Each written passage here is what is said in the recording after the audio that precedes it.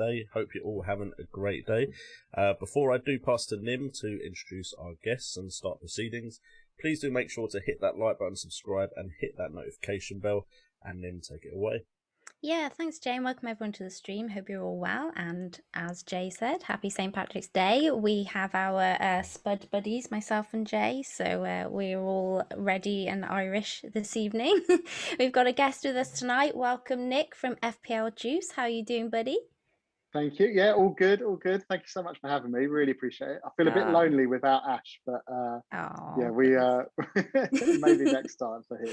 Yeah, maybe next time we'll get it on. Good. Well, FPL Juice is a studio-based interactive FPL pod, and Nick, along with his co-host Ash, as he just said, steer the ship. So make sure you go and check them out, guys. Well, as always, we start the stream with looking over how we got on in the previous game week. So, Nick, as our guest, would you like to kick us off, please? Well, it's sad times for me to come on because it's the worst game week I've had the entire season. What are the odds? Bad times. So, well, we booked you well then.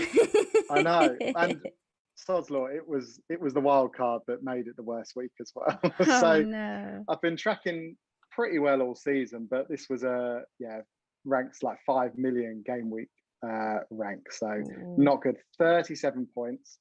I made the changes I made was I swapped up my goalies. I mainly wanted to bring in Martinez because I felt like I was missing out on all the fun. So it was Sanchez out, Martinez in, which obviously more of a long-term eye on that, but 1 point up. But the painful thing was John Stones. So chose to drop him.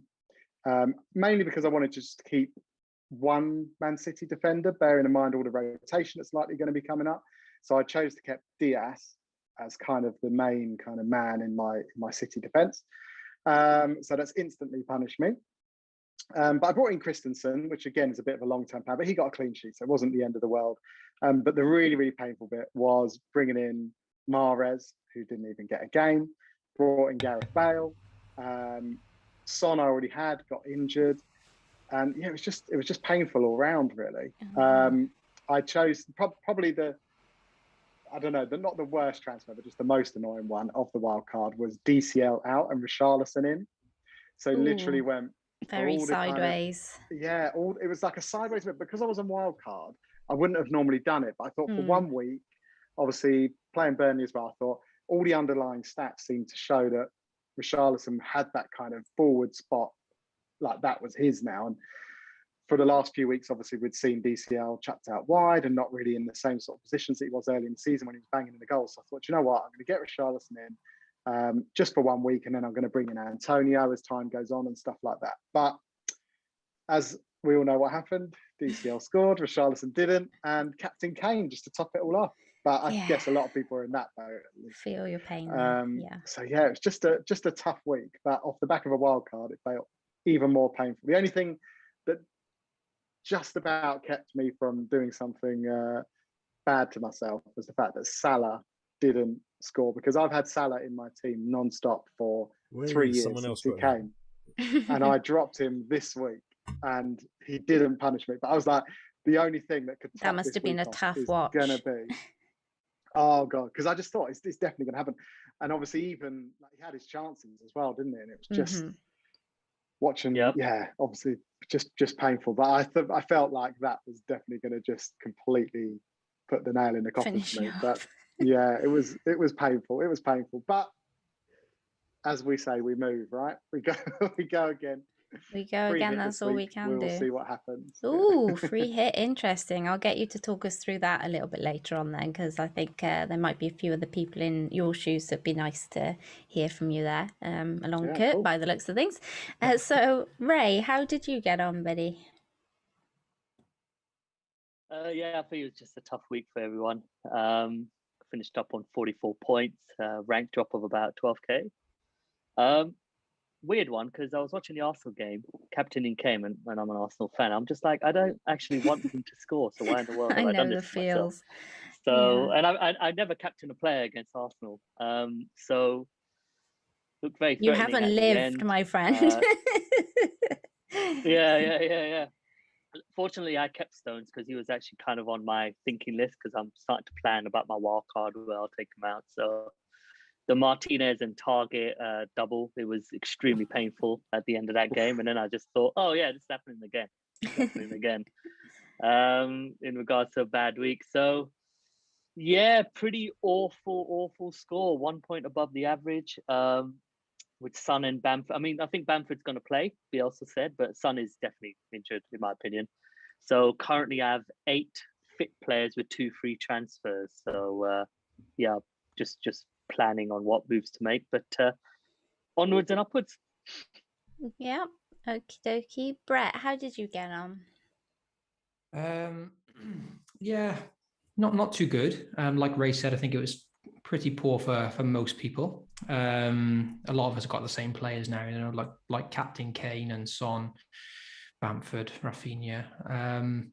Not for the first time this season, my defense have really come through, you know. So many points from my defense the last couple of weeks. I wildcarded in Gameweek 18 with Stones and Diaz, and they've just been unbelievable for me, those two at the back.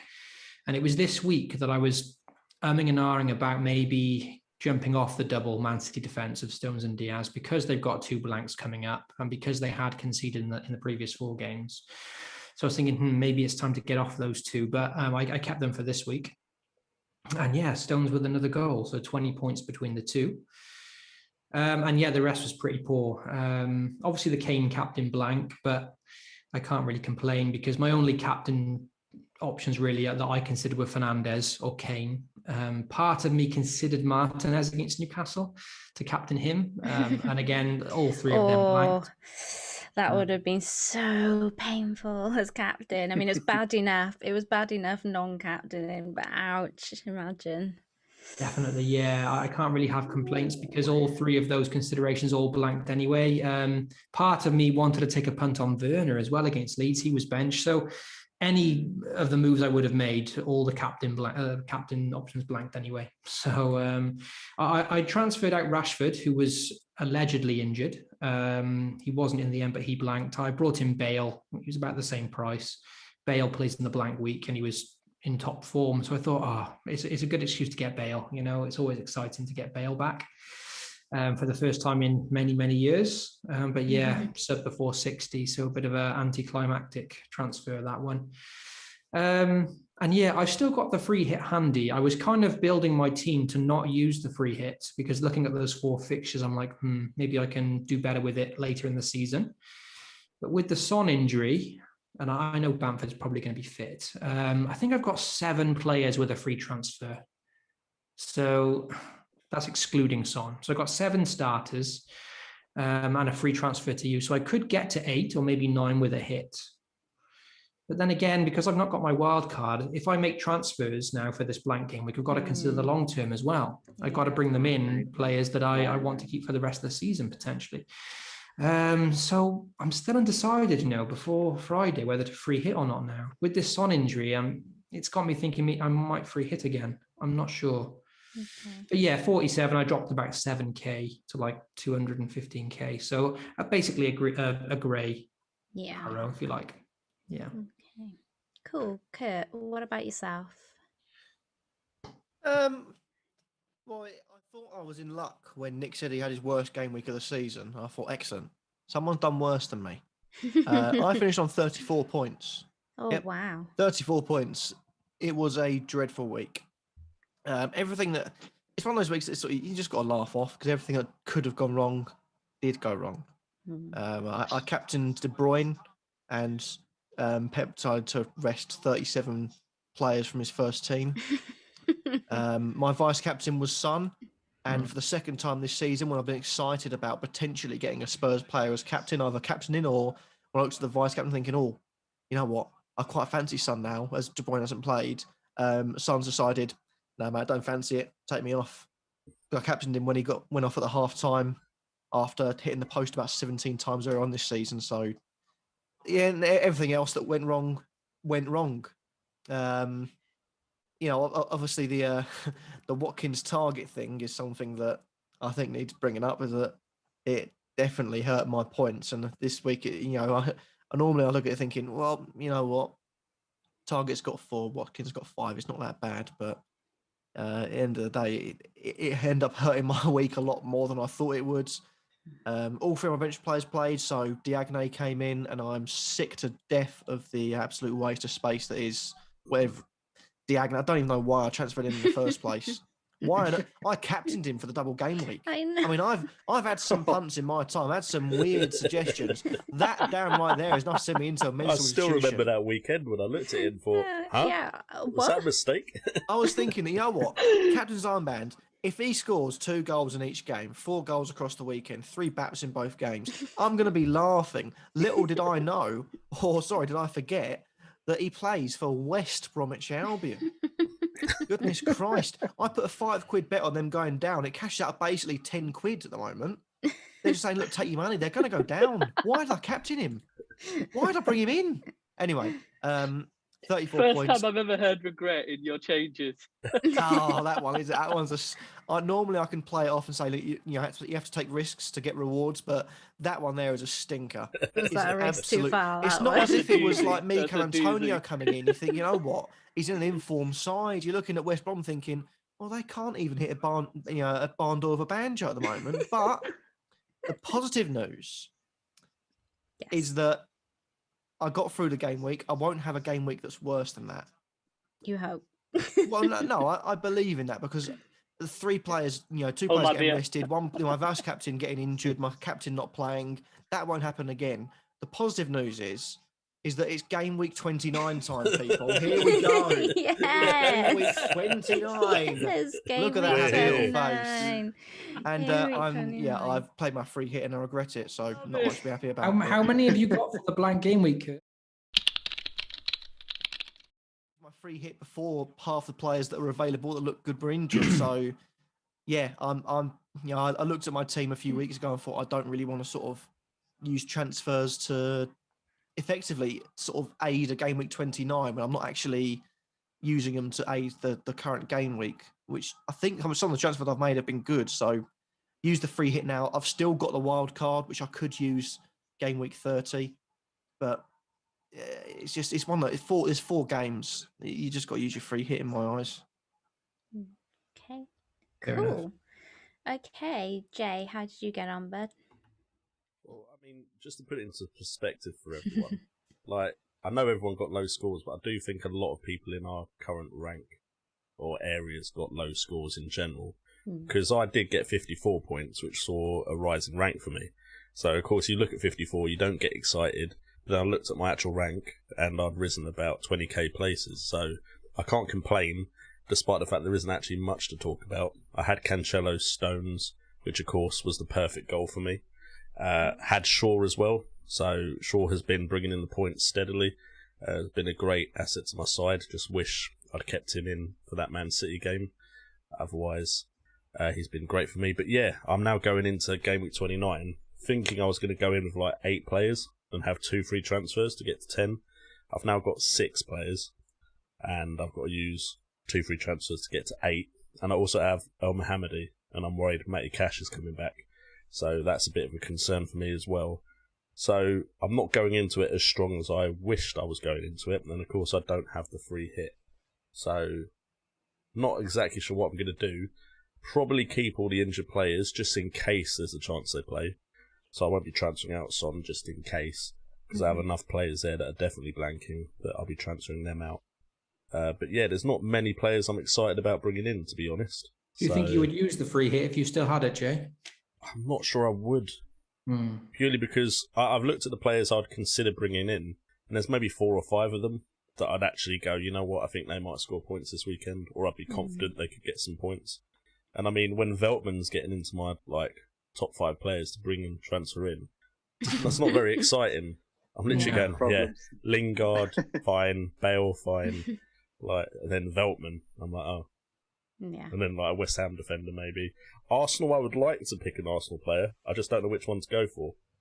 So that's the problem. I think Arsenal could get points this weekend. I just don't know which player to go for, which kind of makes them especially not as appealing. Especially as we're playing tomorrow as well, and the tie isn't wrapped up yet. So you really have to see. So you might want to go for Tierney, but you might play tomorrow. And if he plays tomorrow, don't know how likely it is he's going to start against West Ham with his injury history. So, yeah, I know what you mean. Yeah. So, yeah, that's me. Cool. Well, I did it a little bit worse than you. Not a great game week for me. 48 points. Small red arrow though, and considering, you know, some of you guys got on, I'm feeling like I got off a bit lightly. Yeah, that 94th minute clean sheet wipeout for Aston Villa was just heartbreaking for me, especially as Konza was one of my transfers in this week for the double up on the Aston Villa defence. So that was really quite like soul crushing, and then like people obviously who had Targett were obviously reeling because he didn't get the assist, but I was still there going, but at least you got some bonus points. Yeah, the City lads did at least make it up for me. I have like Jay, Cancelo and Stones, so the goal and assist and the clean sheet was very, very welcome in an otherwise very slim week. I'm just not sure what to do with them. It might be a good idea for me and Jay to have a little discussion about that actually, because obviously I have a wild card potentially on the horizon very soon, and I'm just not sure whether we keep both of them, whether we sell both of them, what we do with them, because one week they don't play and the next week they haul. So it's really difficult to know what to do with them. My midfield was an absolute mess. Gundogan didn't play, and Salah, Bruno, Son, Rafinha all blanked. So yeah, didn't go well at all. And my forward line also blanked. Bamford going off with his injury. Kane was my captain. As an Arsenal fan like Ray, happy blanked, but as an FPL owner, I've no idea how he didn't score. I mean, one goal offside, hitting the post. I just actually don't know how he scored. And like, it was half of me that wanted him to score and the other half of me that really didn't want him to score. So I was like, just didn't know what to think in that match whatsoever. And At least you had a silver lining. Yes. Well, that's kind of Some why of us I did just it. suffered full stop. Yeah. I think that's the reason why I kind of did it, is because that Spurs match brings up a lot of emotion for me anyway. You know, it's the whole thing with my family. So it's always quite an emotional day, and at least by having like some FPL assets against Arsenal, if it goes wrong, then hopefully you're doing well in FPL, and it makes it a little bit better. Yeah, exactly. Lastly, Antonio was my second transfer in, regretting not going Ollie Watkins now, but there we are. All in all, I've been leaving my team as it was, you know, if it wasn't for the blank game week. So I'm slightly frustrated because in my team selection for my video before making those transfers, I was playing Dallas, who got a clean sheet, and I owned DCL before switching him out for Antonio. So I could have been 12 points better off. So these blanks and doubles and dead ending my team has just stuffed me over so many times this season. Next season, I feel like I'm not even going to bother, because it just hasn't worked out for me at all this season when it comes to trying to plan ahead. It's gone horribly wrong. Okay, cool. So we'll move on now to our Twitter questions. And FPL Rich says, hey Nim, with a lot of people looking to wildcard in 31, I'd like to hear your picks that you fancy to perform in game week 29 and 30. So, Ray, what do you think? Any picks for 29 and 30 to see Rich through until game week 31 when he wildcards? Yeah, I like the Jesse Lingard option because his ownership is still quite low, and when he plays, Souček is a bit more CDM, kind of protects more the back line with Rice. So I think Lingard's a really good call going forward. Likely I'll bring him in my wild card. So it's him, and I would also say Rafinha, because they got Fulham away and then Sheffield United at home before obviously a very, very tough triple fixture, Man City, Liverpool and Man United. So those are the two I'd really consider. He's likely got Rafinha, but I'd say Jesse Lingard or one of the West Ham assets like Cresswell. Even if he doesn't get a clean sheet, he's taken almost all the set pieces, and invariably they're always threatening as well. So yeah, Cresswell, Lingard, and Rafinha specifically for me. Okay. So loads of picks there that other people would have chosen, I'm sure. But Nick, is there anyone outside of that? Who's left? Yeah. No, I was going to say very similar. In fairness, the only thing I quite like the look of, obviously, if Bamford is out, I quite fancy obviously the Fulham defence. I know it's kind of been a thing of late, but obviously with anyone in that cheap back line, having sort of Leeds and Villa back to back as well. Villa without Grealish, I thought that potentially could be a cheap little option to put in. But I think, yeah, it's hard to look past. I agree with Ray. It's hard to look past the obvious, really. I think 100% I've got Lingard. I'm going to be bringing him in permanently after my free hit this week. And then Leeds, you've got the obvious. I do like, if I was going to have any, I've had him all season, but if I was going to go for any Leeds player other than Rafinha, if anyone hasn't got him already, it'd definitely be Dallas, because, you know, Fulham and Sheffield United aren't exactly the most attacking of teams. And Dallas has got the goal threat in him as well. So he owes me. Definitely, he owes me after sitting on my bench this week. Yeah, I've had him all year, honestly. He owes you. You put him on the bench. Game 1. Yeah. Time to repay your faith by benching him. Yeah, exactly that. But yeah, I mean, Arsenal, I guess, are a bit of a punt. I suppose West Ham, you know, have been fairly tight, but Liverpool, you know, it's we've seen it for so long. Liverpool aren't the team they were, you know, even 10 matches ago. So maybe an Arsenal player is a bit of a punt. Saka obviously has been looking really like he's on form, but again, it's tough because who knows with Aubameyang and that what that takes out of that team as well. If they don't kiss and make up soon, you know, are you going to risk it? I think you've just got to go with the save. Like the nicest fixtures are almost Newcastle, but you know, who are you going to have? Who would you want to have? Well, I think Wilson is back training, isn't he? I've seen a few pictures flying around of him. So I did see that because people are doubting whether to go for the Brighton defence this week. Or jump on it quite as much with Wilson back. But do you know what? I think he was such a risk, and he's been out for a little while. I don't know if he's going to come flying straight back in and do much. So myself and Brett have a love-hate relationship with Wilson, don't we, Brett? I've had him in and out. Brett's is hate, isn't he? Up there. He got some points from him this season. He held him way longer than I did, to be fair to him. But the only other player I really want for these next fixtures is Antonio. I've got a real thing about Antonio. I don't know. It's like, you know, for some players, sometimes you have these players and it's not even based on facts. It's just based on just love them. gut feeling. Like me and Aguero. Yeah, exactly. But for me, Antonio just looks like he's.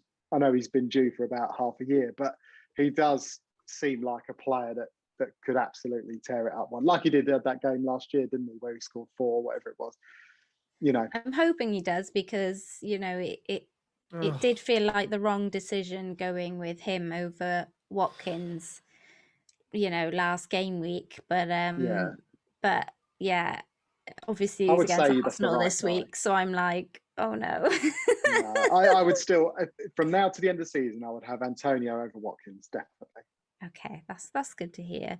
If anyone's wondering why Kurt is living it, sorry, Nick. Kurt is watching Sheffield Wednesday. 4 minutes to go. Don't worry.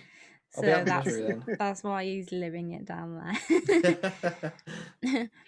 Brett, any more out there picks? I mean, pretty much all been covered. So yeah, exactly. Because we're focusing on the 2 fixtures, game week 29 and 30. Yeah, I'd like the Leeds options because it's Fulham and then Sheffield United. You know, we saw Sheffield United get, you know, demolished 5-0 in the last game against Leicester. So that looks prime for Leeds to score a few potentially. And yeah, so of course it sounds boring, but the main 3, Dallas, Rafinha, Bamford, look good for the next 2. You know, people in the chat are talking about the differentials of Leeds as well. And of course you've got Jack Harrison, who might pop up with like a random haul. He has done it in the past. And this Tyler Roberts as well. Someone talked about him in the chat. And, he's been in the team consistently the last maybe 5 games. 0.1% ownership. So uber differential, and they are 2 nice fixtures. And maybe he's not the best option longer term, but if you're dead ending your team to 31 anyway, and you're looking for a punt for the next 2, then yeah, maybe one of the outside picks from Leeds is decent for the next 2 in Harrison or Tyler Roberts. Cool. Jay, is there anyone out there that you would mention that hasn't already been mentioned? Not really. I'd just say I've watched Roberts play, and I don't think he's a very good player. He might get some points, but I can't see picking him over Bamford or Rafinha or even Harrison. I think he's very wasteful and not a good player, and he's been brought in because of the injuries, but he is a very good differential. He could still get points because he could get easy goals set up for him by that Leeds side, but I just really don't rate him. To chuck my 2 pence in, I'm in the same boat. I mean, it's been hard for Tyler Roberts. He had a couple of nasty injuries. He was brought in by Leeds about 18 months ago, I think, with the potential of, this guy maybe not be the best at the moment, but let's be honest, in a couple of years, he could be a quality striker. But he just hasn't had the game time because of Bamford. He hasn't had game time because of injuries. I think he was brought in the Leeds promotion-winning season, played twice and got injured. So he hasn't had the time to sort of bed into the team, bed into Bielsa way. Again, like Jay says, he could be there for a couple of goals, but he's a very, very uber differential that if you're looking to take a Diagne, Kurt Yoy captain type risk, which I wouldn't advise, then that's the sort of thing you're looking at. Cool. Sorry, Roberts, if you're watching the stream. I doubt it, but just in case. It's just left. I saw that viewers go down. Drop. Yeah. Actually, I just saw it go up. Maybe someone from Leeds that's contesting for the same place is like, yep, I like this guy. Okay. FPL Najib says, hi guys, I have 9 players for next week, including Son and Bamford, and 1 free transfer. My plan was to move DCL and Cancelo for a hit to get 11. Should I stick with it and hope that both Son and Bamford are okay? If so, what are the best replacements for DCL and Cancelo? Now, there's been some news on Son today, or at least Jose said on Son today that he won't be available at all this week. Could possibly be able to make back for Aston Villa, but it sounds like it's an international thing. Whereas if he plays against Aston Villa, then that means he has to go away for international duty because he'll be declared fit. And I really think that Tottenham don't want that to happen, and Jose would like him to get the full amount of rest over international break. So it's looking quite unlikely that Son is going to play, unfortunately, against Aston Villa. But what do we think, guys? Does he sell Son, or does he stick with his plan of DCL and Cancelo? What do you think, Kurt? Is he free hitting, or is he making no free hit for this game week? No free hit. No free hit. He's just got to keep him then, because this is the. Could you mute, mate? Could you mute the football, please? Oh. So I didn't realise it was that loud. It wasn't until literally just then. I don't know. We hadn't heard it all stream. Held the phone in the same thing. It's the 91st minute. We're 96th now. Bloody thing won't end. Blow the whistle, ref. We're getting a point here. Sorry, distracted. If it's just for this 1 week, and considering after this week, is it just confirm after this week there is international breaks, correct? Yes. Yeah. And why would you sell? Because if he's injured and he doesn't play this week, he'll have time to rest. If he isn't injured and he's fit enough to play, he still may have time for rest. Yeah, I think it's more for people that you're losing a player for game week 29 that you have pretty much set in stone. But the way I'd look at it is... Sorry, go on. The other players aren't playing anyway, so you might as well transfer out the players that definitely aren't playing. And then if Son does play, you've got the added benefit of Son. Mm-hmm. And if he doesn't play, I'm in the same boat. I've got Son, I've got Bamford, I've got Grealish. I've kept him just in case he turns up. Oh, there is a possibility he might make it this week. Exactly, there's a possibility. I've been thinking about him. I've literally held him for so long. Like I've had him since like game week. Fair play to you. You haven't dropped in rank by not having yourself, Grealish. Stop cutting yourself. But the thing is, like, I've got players that definitely aren't playing, so I might as well transfer those players out for players to come in. And I mean, the only benefit of like potentially doing something different is if you're looking at game week 30 as well, and you think that's a better move for the 2 game weeks. But I personally think he should carry on with the plan he has. 10 players is fine for a game week like this one. 9 players is fine. Like, I don't think he's necessarily that bad off by not having a full 11. Is he going to wild card? Do we know if he's going to wild card game week 30 or? He doesn't say. We don't know. He didn't mention. Yeah, he didn't mention. If he's got a team that's available to play, because, well, obviously I'm a bit different with my free hit. I'm looking at Son thinking, even with the free hit, I'm going to keep him because the price of players that are available, I could bring in, or Son, Kane and Bale, Aubameyang, Lacazette, and I don't know, someone else expensive, Odegaard, Willian, Pepe. You can bring in all the expensive players you want. Start the Odegaard conversation. But the point is that the price, you're not going to run out of players that run out of money, with players that are playing this week. There is, I've looked at it with a free hit, you bring in the most expensive players, you may be going to reach the sort of 100 million limit. But if you've got players on the bench that could come in, I've got Son, but I've also got at the moment Dunk on the bench.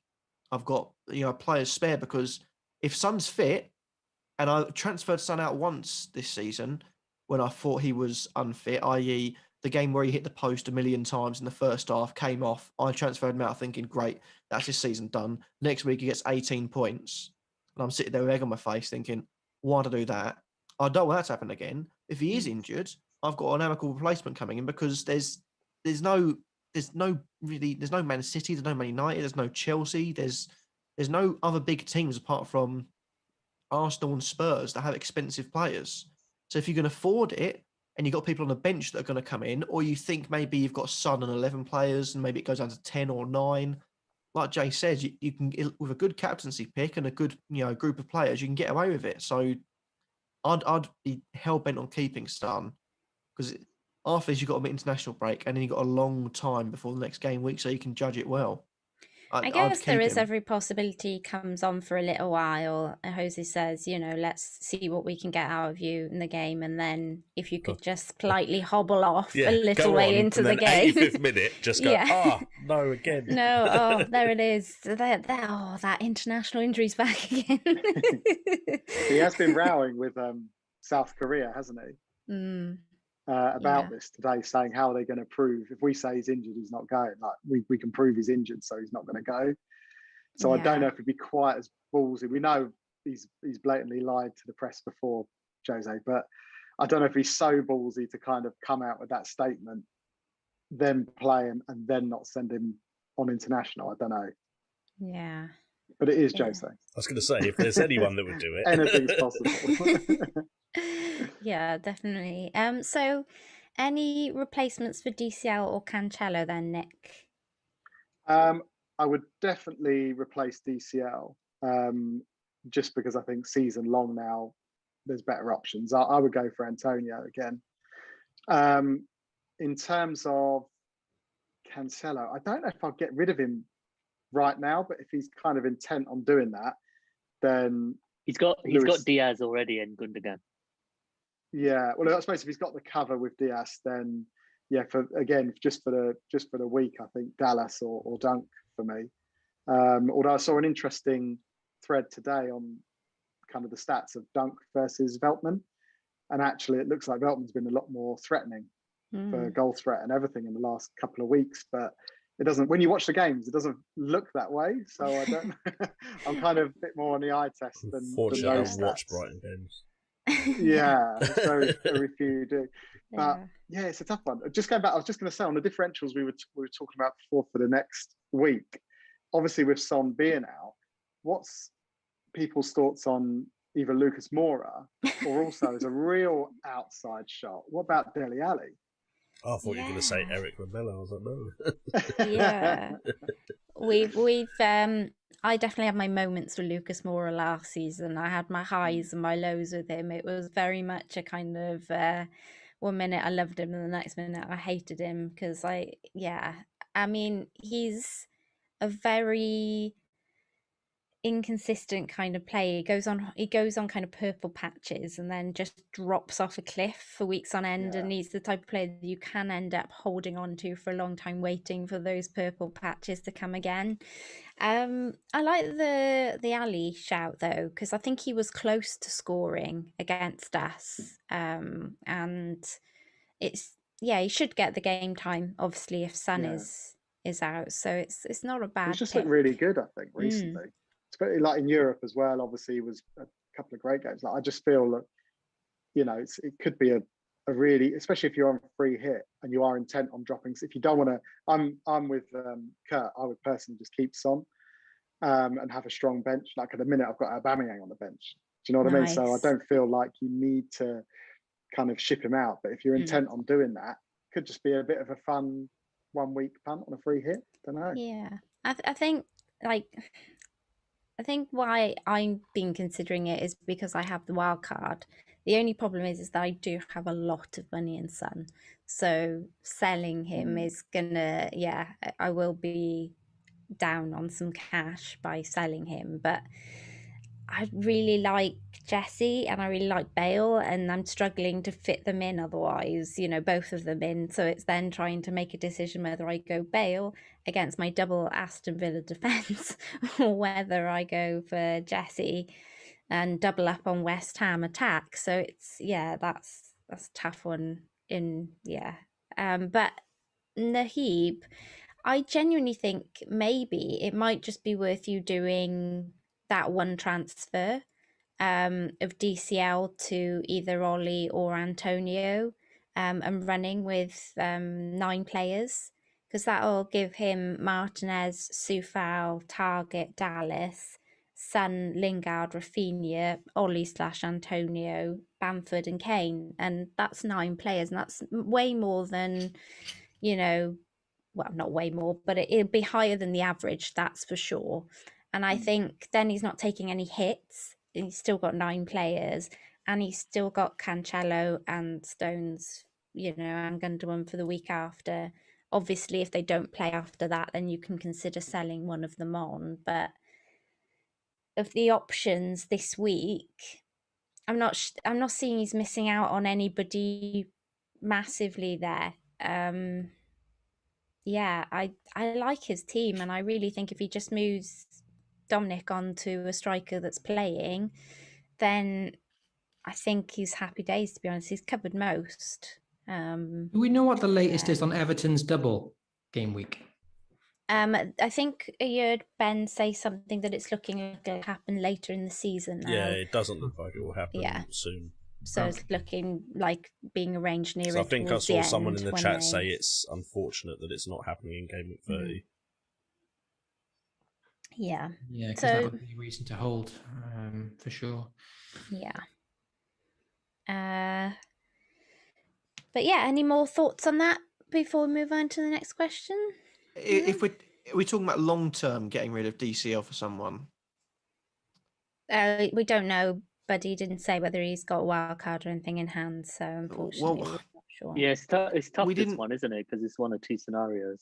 We didn't bring up Leicester, and you know, granted they're blanking. I'm not looking at Leicester until they're done with City, but after that they've got a couple of tough teams. But you wouldn't put it past the Leicester team that's currently playing the way they're playing to score against those teams. You look at the fact that they've changed the system again. Now they're getting 2 up top. Iheanacho and Vardy have worked brilliantly. Vardy normally, well, historically, let's say, a very goal-scoring forward. He's provided assists. Last game at Sheffield United, he assisted Iheanacho a couple of times. Granted, beating 5-0, at home or wherever it is in the country to Sheffield United is no mean feat. I mean, I could bring, under 12s from around the block, and they could probably beat Sheffield United at least a couple of goals to 0. They're a shambolic team at the moment, which, I can smile a little bit for saying that, but I mean, Leicester, if you're looking at getting rid of DCL, Vardy's a bit, more expensive. Iheanacho's not. I mean, he's scored 3 games in a row. He's got a hat-trick in his last game, 5 in 3. I just think it's a bit like it's not really a possibility for this week.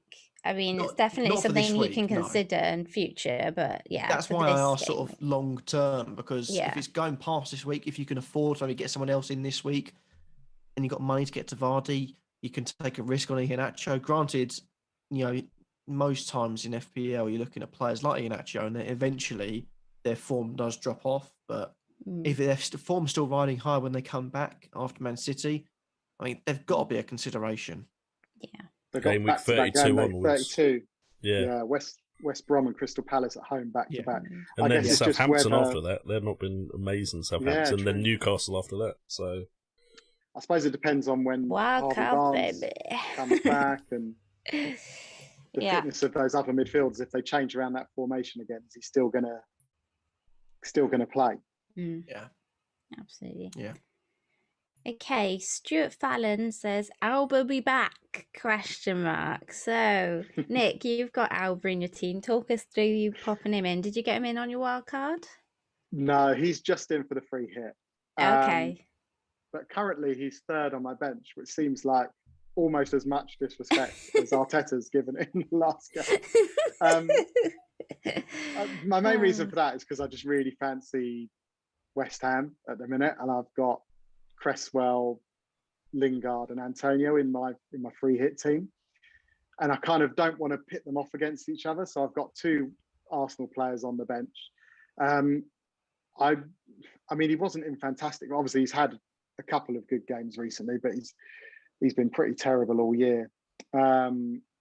So yeah, I wouldn't be bringing him in if it wasn't for free hit. But it just seems, when you've got all that money sat there, and it's like, well, I should really get someone. Such a unique premium situation that you're able to spend that much on Aubameyang and put him third on the bench. Exactly. Last player I'm Imagine he gets you a hat trick. Now, last on your bench, you're going to be kicking yourself. Yeah, because you're looking at it and you're like, should I not have Aubameyang? Should I just go Trossard or something? Do you know what I mean? But like, when would you ever say that? So it's a bit of a weird one, but I mean, I don't think Alba is back. Whether he's back in physical form and takes the pitch, I wouldn't be getting too excited. Although he could obviously go and prove me wrong and score a hat trick this week. Like he's that sort of player, isn't he? And he's undoubtedly a talent, but he just doesn't. I watch a lot of Arsenal because all my family are Arsenal fans, and he just doesn't look like he wants it at all. Like just going on body language, and I know he's kind of that sort of player where he can be quite languid and then he can just explode on a game. But when you just look at some players, sometimes a bit like Dele Alli has over the last couple of years, you just look and you just think, you just don't look like you're fighting for this. You don't look like you're going to do anything about it. Too comfortable. Turning this form around. It's an Arsenal thing, isn't it? You get that big contract close to your, once you hit your 30s, get that big contract, and then you kind of semi-retire. And that's what I was going to say. Does this sort of swing back to sort of Ozil nightmares for Arsenal fans? Not quite. Not quite. Just looking at your whole squad. When did I hit 30? Oh no. Yeah. Willian had a great touch. He's managed to sign and get the contract and retire. Let me join that Arsenal retirement home. So many of that team that I would just bin right now if I could. Honestly, I would just walk in that dressing room and be like, "You out, you out, you get out." Well, the kids are so good, aren't they? Just get rid of them.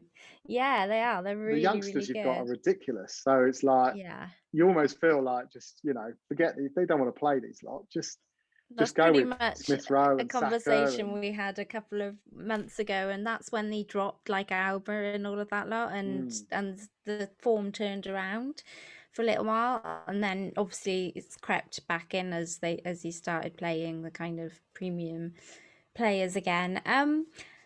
I think to an extent Alba is back, as in he sees that we can do well in Europe. And so I think that is where our priority will be. And that is my only concern with Aubameyang as an FPL asset, really. For his money, I am concerned whether or not he plays every game in the Premier League at the moment, with us obviously focusing our efforts on Europa. But maybe Ray can step in here and tell me a little more what he thinks of that. You guys covered the meat of it, but yeah, I think a lot depends on the lineup against Olympiacos. If he starts, he won't play against West Ham. I'm pretty certain about that. But if he is on the bench against Olympiacos, I do fancy that he'll play against West Ham, just because we got to look after the players a little bit. I know there's a couple of weeks break from the league, but there's still international. We've got a lot of guys who are flying out as well. So yeah, I think honestly, Nick, if he doesn't start against Olympiacos, if it was my team, I'd start him in your FPL team against West Ham. But if he's not actually, if he starts again against Olympiacos, I don't even think he's worth keeping, mate, personally. And you can use that fund to cover yourself. Exactly. Yeah, you got it. Because it's free hit, to be honest, I've got more money than I can spend. Making it rain. I feel like Abramovich. Yeah. I'm making it rain, but there are no hoes I want. There's no good players left. Slim pickings. There's nowhere to spend it. Oh, I love it. So what about you, Brett? Any more to add to any of that? No, not really. Yeah, it's just the fact that we don't know he's going to start or not, really, especially with this whole disciplinary thing. And because Arsenal, got a good win against Spurs, if I was on a free hit, I might consider Lacazette, to be honest, over Aubameyang. Yeah, he's in decent form. Yeah. But again, if Lacazette starts in the Europa League, then again, that puts doubt on him starting against West Ham. So it's all a bit confusing until we see the lineup, really. But I just I'm not really fancying any of Arsenal players that much. West Ham have defended quite well lately, this season.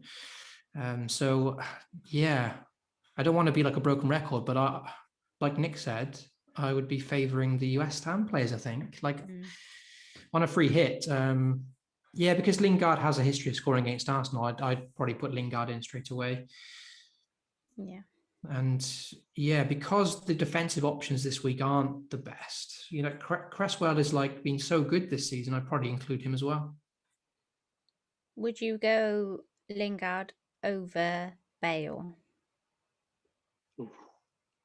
There's a question for you, Mr. FPL TV. Maybe for all of us. Yeah. On a free hit, I'd have both, surely. I'd have both. No, I don't have a free hit, though. Okay. Yeah, but Brett does, so. Probably, yeah. I would now. Interesting. I would now, I think. I know it's easy to say. I brought Bale in last week, and obviously this point with one pointer. I'm still worried about Bale longer term, because of these fitness worries. And was it just a flash in the pan, this little bit of form, with Son out as well? A lot of his goals came through Son's creativity. I got Bale because of obviously Lingard was banned last week, so there was no sense getting him for Rashford. So I got Bale for the extra fixture, and he was playing in the blank. And then I think Spurs play Newcastle after the blank, and I liked that fixture as well. But longer term, because Lingard's half the price, or not half the price, but 3 million cheaper. Yeah. And because he's in good form and will play, he doesn't have fitness worries. And longer term, in the end, sort of the run in for West Ham is quite nice for the last 5 or 6 game weeks. So. Yeah, Salah to Lingard just feels so dirty, though. It just feels so wrong on so many levels. Okay, moving on to nuclear atoms. Let's say all 3 of my players, Traore, Bamford, Son, are fit. Should I take a -8 hit on top of my 2 free transfers to make it to 10 players for the blank? The transfers would be Cancelo, Salah, Gundogan and DCL out for Dallas, Lingard, Bale and Kane. It is Bertrand Traore from Aston Villa he's got, isn't it? I'm assuming so, yeah. Thank goodness for that. I thought someone had that baby oiled Adama Traore. Yeah, I don't know how anyone could have him. He's still got ownership, so Lord only knows. Anyway, sorry, carry on. It's okay. -8. What do we think, people? I mean, Yeah, that's the sort of stuff I'm in for. Yeah, that's my kind of batches or crazy or four at the same time. No, yeah, -8. Just go all in. It sounds mad because you start off the game week and effectively you're starting off the game week -8 points. So you've got an 8-point deficit. You're starting with a bit of a handicap, but you play it right and you get the right players in for that game week. Those 8 points can become 0 very, very quickly, can become even plus points. But you've got to make sure you get it right. Yeah, that is hitting that sweet spot in it. My concern is that he's selling Cancelo and Gundogan in that. Again, does he have the wild card? Did he say? Yeah, I mean, he's on the live chat, so I'll ask him. Yeah, I mean, and also Nuclear. Let us know whether or not you have a lot of money tied up in those. Because for me to sell Gundogan, it would be, I'd be losing a lot of cash because I've had him from the very beginning. And that's the other thing. If you're looking at maybe having players like Gundogan for the entire season or for the rest of the season, can you afford, if you transfer him out, to get him back in? If you got him very, very early and his price has skyrocketed a bit, you're looking at potentially selling him for we can afford whoever we want now after we've sold Salah, right? It's easy. If you've still got Salah this game week, then something's clearly wrong with your judgment. Okay. Anyone got anything else to add to that before I move on to the next? It's the idea of a -2, isn't it? He has the wild card. Yeah. It's the idea of a -2. I think it was mentioned in the chat. Whereas if you're taking a player out that's not playing for a player that will, then it's not really a -4. As long as that player manages to get, the average of the 2 points that most players generally will get. Of course, they could get a red card. They could get injured and come off before they get a certain amount of points. So it does depend on the players you're bringing in, and if you really fancy those players in that game week. I wouldn't look at this game week and go, there's anyone I really need to take massive minuses for, though. That's the problem with this game week. He doesn't have Kane, though. Should he be worried about that? I mean, Aston Villa... I'm doubled on... I mean, I have Kane captain, and I'm worried about the fact that he's playing against Martinez. Well, that's the thing. Aston Villa can pull out a really good defensive performance. But then Kane could score big. It could go either way, that match. It's not going to be easy to predict. Yeah. I'm kind of tempted by Bamford because I think a lot of people are transferring out. And just stick the caps on in and see what happens for that game week. But I would only take that bigger minus if you are very confident in the players you're bringing in and you have an exit strategy. Yeah. So he currently has 6 players who are available for the blank game week, but Bertrand Traore and Son surely won't make it. I'd imagine. Yeah, so therefore he technically has 4, in my opinion.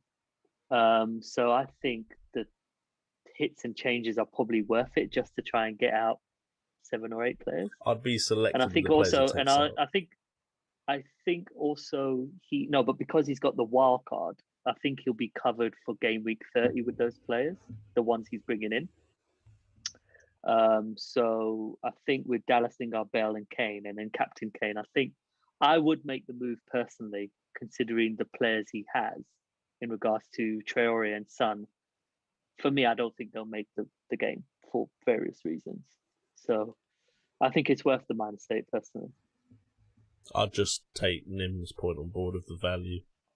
If he has any value in those players, then maybe he doesn't want to, even with the wild card, because then he might want to bring him back in.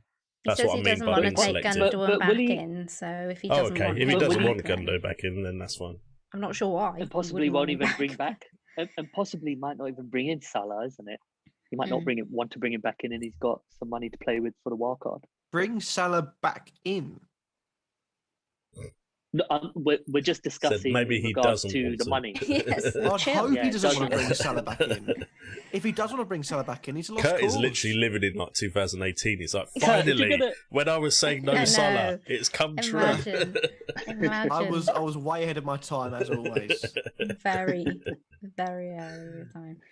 Okay, FPL Lionhead says, I'm on a free hit. So this is Kurt Nick. Give me your 3 best defensive options. And he also says, can he have Nick's email address, please? Not sure what that's about. Maybe that's an inside joke. Basically, South Africa. We do. He is a South African follower of our channel. But we do every week. We're giving away this PS5 as part of a competition. Okay, yeah. Mm-hmm. And we say the address every week, and every single week he asks for the address during the live stream about 4 or 5 times. So it's become like it's more it's like getting spammed live. It's like that. Yeah, I think, you know what, defenders wise, I think Cresswell definitely for me. Cresswell, just because I think the set piece delivery. Arsenal historically a team that do struggle with set pieces and conceding from crosses. They're not. Obviously, they got Louise, who can head a ball all right, but he's a bit of a liability sometimes in the mixer. He'd be one of those ones that I said, you out. Exactly. So I feel like Cresswell, and also they can frustrate Arsenal as well. The other one would be Lewis Dunk. A bit boring, but we touched on it before. But I do feel like he's got it in him with a bit of goal threat as well. Newcastle aren't exactly scoring. And then, yeah, Dallas, just because I love Stuart Dallas. I think he's the best player in the game this year. He's like Stuart Dallas multi-pass. Yeah, he is my guy. So they would be the 3. I'd have an outside shout at Kieran Tierney, but as Ray said, it's a bit of a risk depending on if he starts in Europe as well. So, but yeah, that would be my 3, I think. Okay, what about you, Kurt? Well, Cresswell's a given for the rest of the season. He won't go out of the team unless he breaks his leg or he gets a season-ending injury. He won't go out of my team because even if West Ham are under the pressure, it takes one corner for him to go and wander over and plop it into a good area. West Ham are insane in the air, and against Arsenal, I mean, I think Arsenal are a good team, but I don't rate them too much in the air. And you look at the likes of Craig Dawson, Souček, Antonio coming in for the headers. I think it's only a matter of time before, if they, consistently get corners, and providing Mark Noble doesn't start and West Ham don't play negative formation, that they get a chance. Because, first of all, historically, if Mark Noble plays, they go 3 in midfield, 5 at the back, and it's a complete. You look at the last game West Ham played; it was a dreadful affair, and we know what West Ham can be because they've survived the Premier League. They've got 40 points unprecedentedly early for them.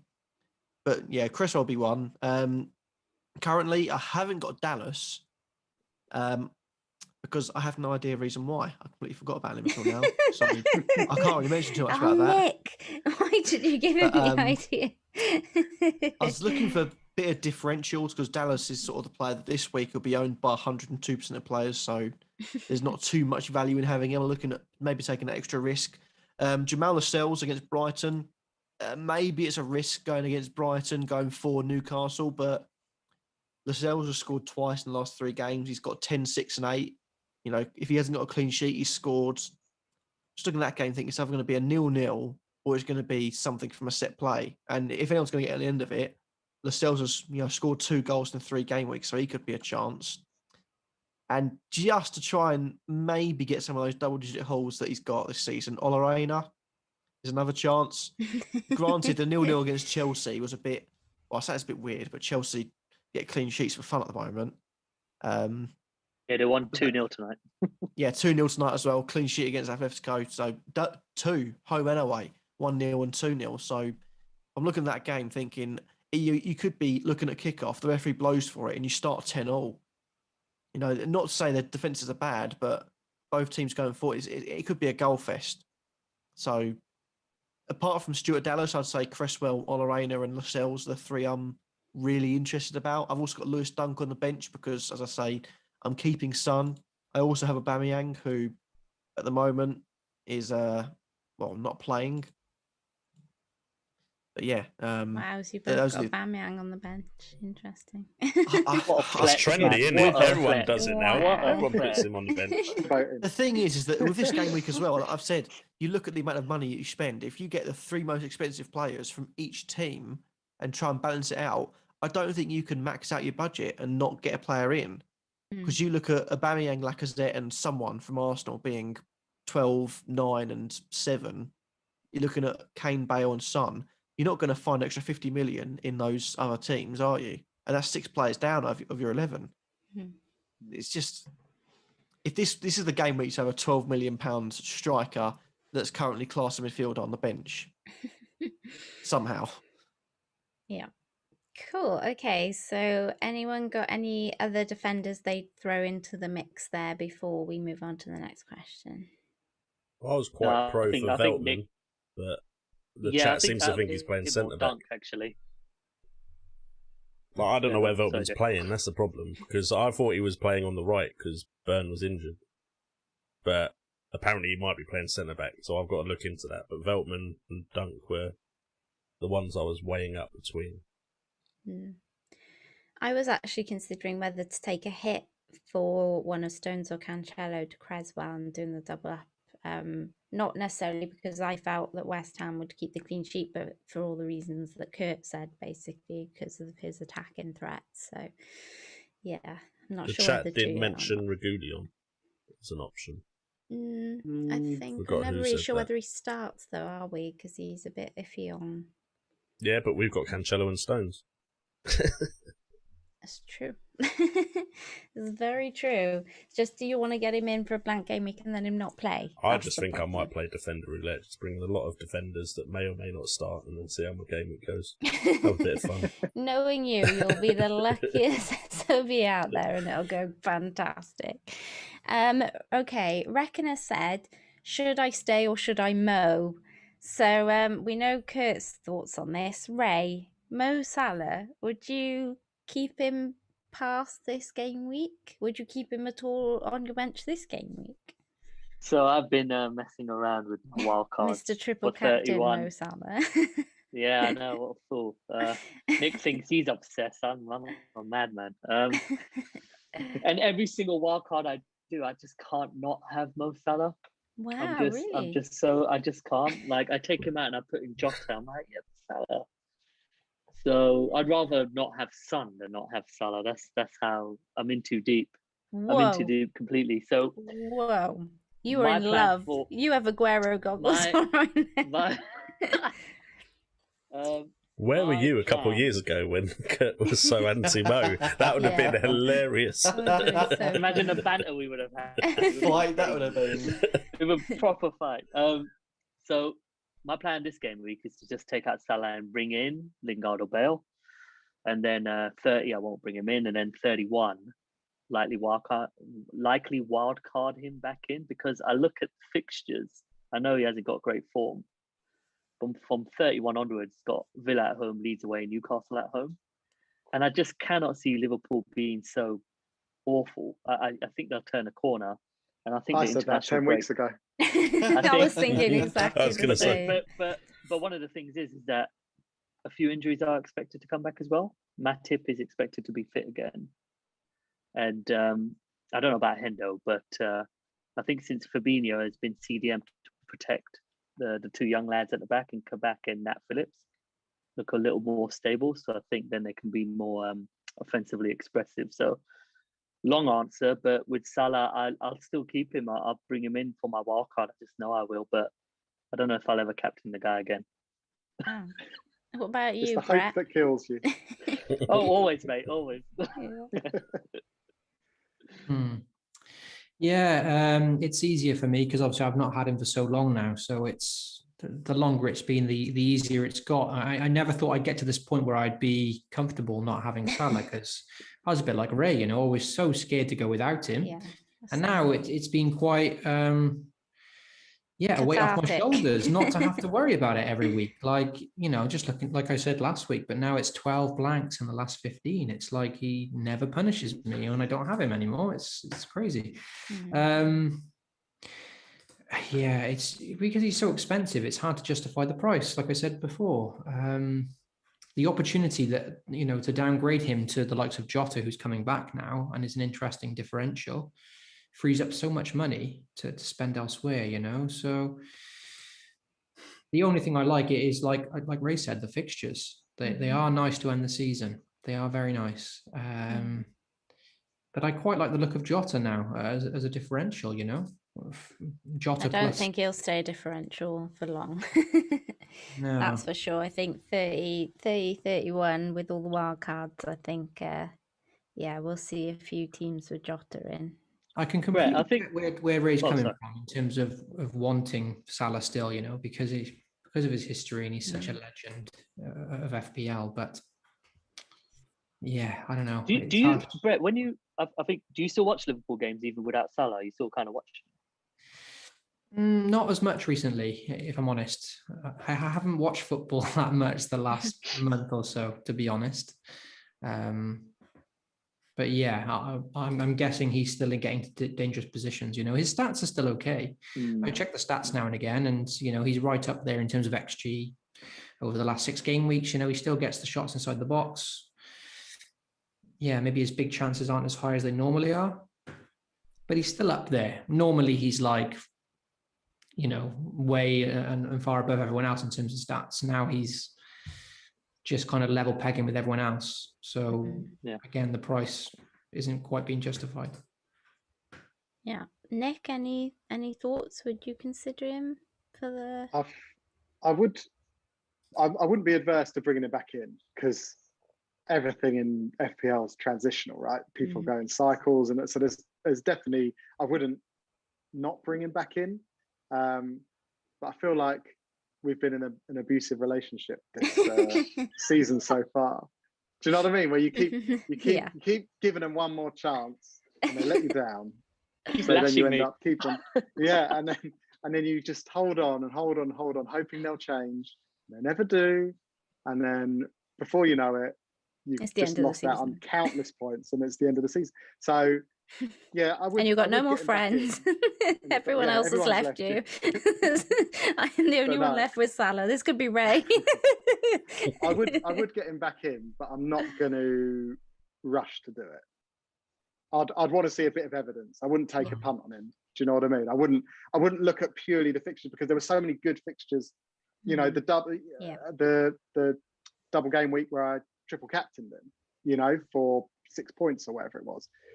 You know, all of these things have burnt me this season. So I wouldn't purely look at the fixtures and think, right, I'd need to see probably returns in at least 3 to 4 game weeks, you know, over a run before. But then we're almost at the end of the season, right? So it would have to happen pretty instantly for him to be back in my team. But then, you know, if Bale lets me down, then I'll probably still be, at least I know Salah's gonna play. Yeah. You know, I'd rather have the money tied up in Salah than I would Bale, I suppose, if that does prove to be a bit of a one-off, those couple of games for Bale. Yeah. It's a tough one. It's a really tough one, because there's an emotional investment there. Yeah, it's not as easy as, which is obviously the wrong thing to have in FPL. I think this is partly why, like, especially when I first sold Salah, that's why I didn't watch the Liverpool games anymore, because I just hate not having him, you know. So it's been a bit easier the last couple of weeks, because he's gone so long without really, you know, performing to the level we're used to seeing.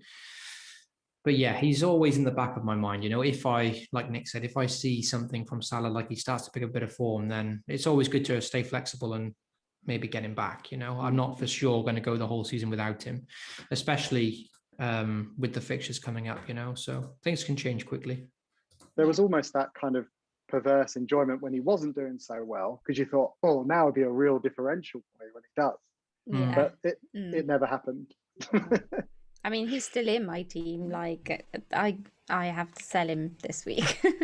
And even now I'm like, oh my God, I have to sell Salah, which is weird, because I know he's definitely blanking this week and I know how bad he's been. But like you said, it's just that those mind games in your head of that feeling of I sell him and then I'll have that thought process in a week or two. Do I get him back or not? You know, so I guess the only thing is, because so many people have sold him, you won't be punished as badly as you would have been a month or so ago.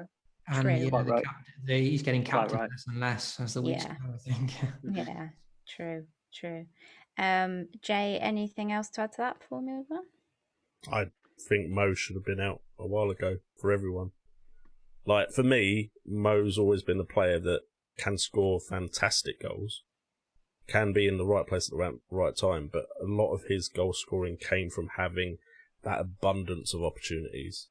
He's not a player that has 2 chances in a game and is going to put both of them away guaranteed. He's the type of player that was well above in underlying stats, above everyone else in the league, and that's why he was scoring so much. And that isn't the case anymore. And I think there's players out there that are getting those underlying stats, getting more chances and doing better with them than Salah. That, like, I kept hold of him for too long because I thought it would turn the corner. And now I need to see those underlying stats, the numbers, be better than everyone else again for me to really consider going back. It's a lot of money, isn't it? Okay, Ray, is this from you? No. Some other handsome cat. No, okay. So a handsome chap called Ray has asked, Mendy and Rudiger a good double up for wildcard in 31. Wow, I was thinking that as well. Mad.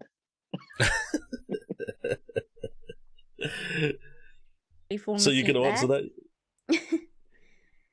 Who've you asked? Because I think you froze out sorry, for me. who've you asked? Yeah, Kurt. sorry, you froze out. Okay, yeah, Oh, we didn't hear. Yeah, we didn't hear your question. Sorry, I think you froze for a sec. You froze Oh, right, for us. sorry. I was saying froze when he you're said chilling handsome. out Max in there. It might be asleep. Oh, to be honest, I was asleep. I only wake up when I hear my name. What was the question? Mendy and Rudiger a good double up for wildcard in 31. Wait, Man City Mendy? No. No, Chelsea Mendy. goalkeeper. Oh, the goalkeeper Mendy. Well, he's guaranteed to play. Kepa seems to be frozen out. He's not the manager anymore. Thomas Tuchel is, so... You're right there, Kurt. It's the truth. Now, Kepa will always be Chelsea manager until he leaves, in my eyes, after that final. No, to be honest, it's not a bad shout. I mean, you mentioned any Chelsea defender that's guaranteed to play. I think the only one that probably rates above Mendy is Aspi, in my eyes. Because I don't...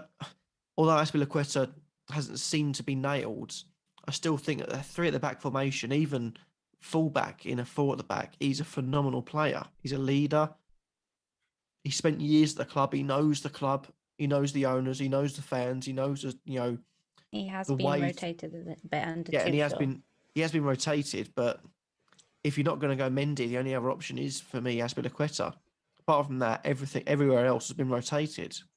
I think that's probably why Ray's gone Meslier, Exactly. right? So I think Mendy is the best choice for Chelsea defender, and there's clean sheets there to be had. That's apparent for everyone. So I'd say, yeah, I quite like it. Interesting. Jay? I mean, I'm not sure I'd double up, but it would be foolish for me not to be looking at Chelsea with the fixtures they've got once we're past Gameweek 29. And, I mean, both Rudiger and Christensen are offering great value, 4.6 and 4.7. And to be fair, I know there's a lot said about rotation, but Christensen started the last 4. And I think Rudiger missed the Everton game. But other than that, he's been in every side since Gameweek 17. And I know the manager has changed. He didn't play tonight. Did Christensen not play tonight? So yeah, Zuma was back. Oh, okay. So I would say Rudiger would be the one I am looking at the most, just because I think, apart from, I don't know why he missed that Everton game. Maybe that's something I should look into. Just maybe a rest, I think. But he seems like he's going to be picked off him. But of course, Mendy is the safer choice. As for Aspi, at 5.8, I think there's just better options out there than him. I like personally. Alonso better, but it's the rotation is that's the problem. If Alonso was nailed, I would absolutely love Alonso. Absolutely. But it doesn't look like he's nailed at all. That left back slot just seems like it's going to be rotated for the rest of the season. Yeah. But I think we were all here with Chilwell at the beginning of the season. It's mad, isn't it? Oh, Chilwell was my Robertson replacement. I was like, cool, don't need Liverpool defence anymore. I know. Now I'm unsure. Brett, you've been on Rudiger for a little while now. Yeah, and it's done you quite well, yeah. Yeah, definitely. And I'm considering the double up now for sure to get another Chelsea defender in, just because they're keeping so many clean sheets. Another one tonight against Atletico Madrid. I think they kept 2 clean sheets against them over the 2 legs. Like, yeah, they're just not conceding goals, and statistically as well, they're not conceding many shots, conceding many big chances. They're just looking really solid. And yeah, like the defense of the last couple of weeks, the defense is where all the points are coming from for me. And I'm looking at like different defenders to get in, and it's the defense that I'm getting quite confused about. Like, there's so many good options at the moment. Yeah. And because I've got double City already, it's hard to then double on Chelsea, you know. So it's like, do I switch from double City to double Chelsea from game week 30 onwards, which then opens up a third slot for maybe De Bruyne or, you know, a third City attacker. But yeah, I like the Azpilicueta shout, actually. I hadn't really thought. I know he's not the most exciting like Alonso is for his price. But yeah, he's played the full 90 in like the last 10, 11 games. And I just love Chelsea's fixtures from 30. West Brom at home, almost a banker clean sheet at home to West Brom, you'd think. Then Palace away, another great chance there. They don't score many goals. And then at home to Brighton.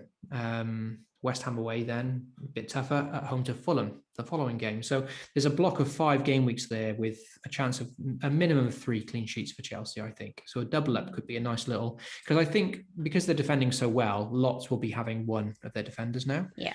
So 2 could be a bit of a, it makes it more of a differential if you've got 2 of them. And yeah, there's not many teams that you can really bet for clean sheets at the moment, but they look like one of them. So because I've got Martinez, it's hard maybe to get Mendy. That's what I was about to say. It's Martinez, and it's dropping him. That's and Villa still have another double as well. And yeah, I can't see myself dropping Martinez, but I'm definitely interested to get another defender on top of Rudiger. So maybe Azpilicueta.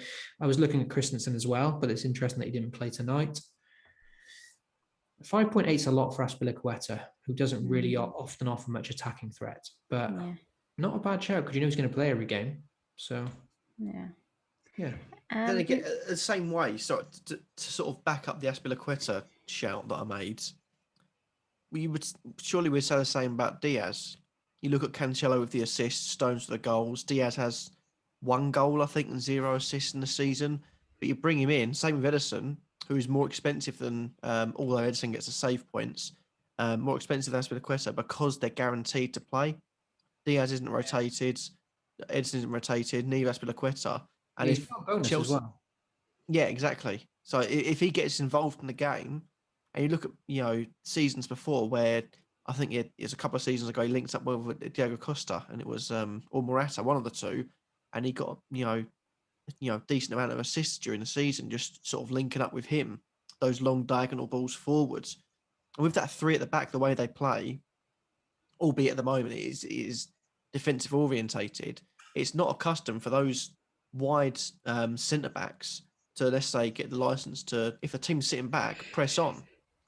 Azpilicueta was brought into the team, or brought in to the club, when he transferred as a fullback, so he knows how to get forward. If he's given the space to go forward against the sort of teams that, like the Palace, no offense, Mig, I seem to bring up every single stream, but like the Palace that will sit back and say, "Go on, we're not going to attack, we're not going to play interactive football. We're here to stay in the division. We've got a dinosaur as a manager. We don't play any sort of football that makes you think, oh, hey, that Palace, I like them.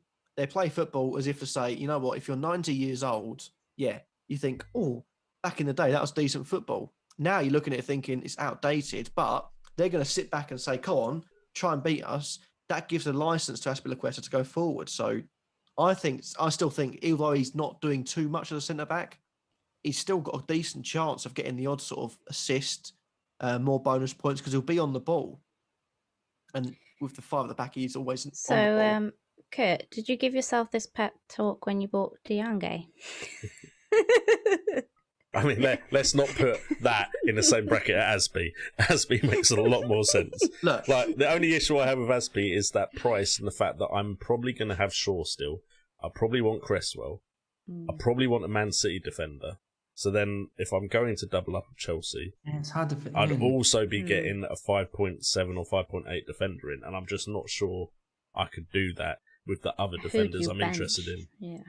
To counteract Nim's point, yes, I brought Diagne in, but didn't I also say Liverpool would heavily struggle this year? I'll give you that. Okay. Point. I feel like there's reason behind the Diagne madness, because looking at the statistics, over the last 6 game weeks, he's second for shots inside the box, behind only Kane. Yeah. No. Are we comparing Kane and Diagne now? Is that where we've gone to on the stream? Ray's question. Yeah. So Nick, any more thoughts on that Chelsea defence?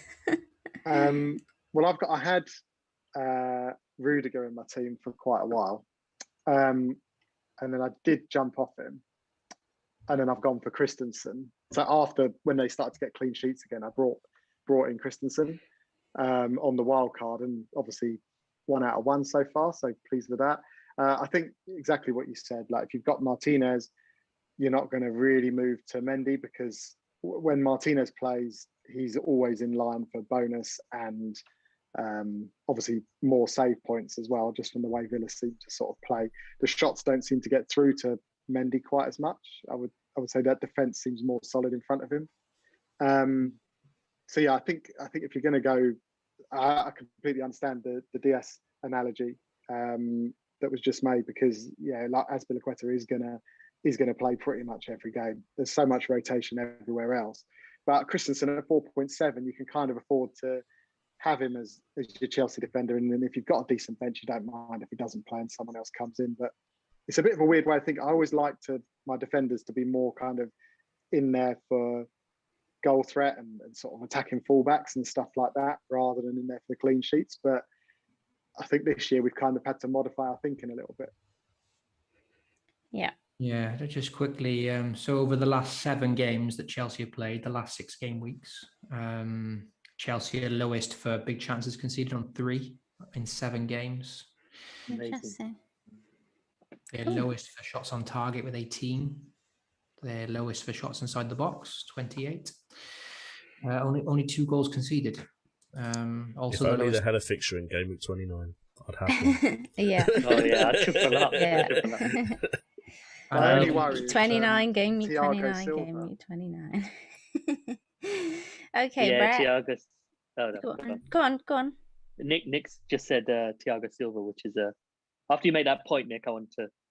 I was just going to say when he comes back, we could see even more rotation. So that's the only kind of slight worry about, because when I brought in Christensen, a lot of people in the comments of the video I did were saying, "Oh, he'll be out the team as soon as Thiago Silva's back." So I guess that's a concern, but there's other options in that back four I could move to with a bit of money in the bank. So we'll see.